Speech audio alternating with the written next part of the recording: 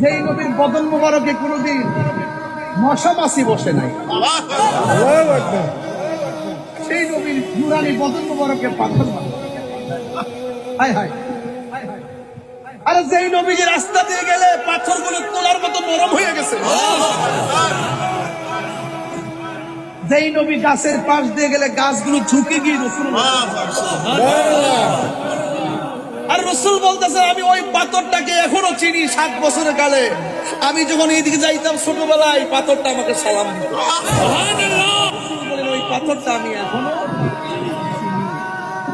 আরে রসুল্লাহকে শুধু নয়, রসুল্লাহ গুলাম যদি বলতো আমি নবীর কাছে যাব, সামনে ভাত করছে,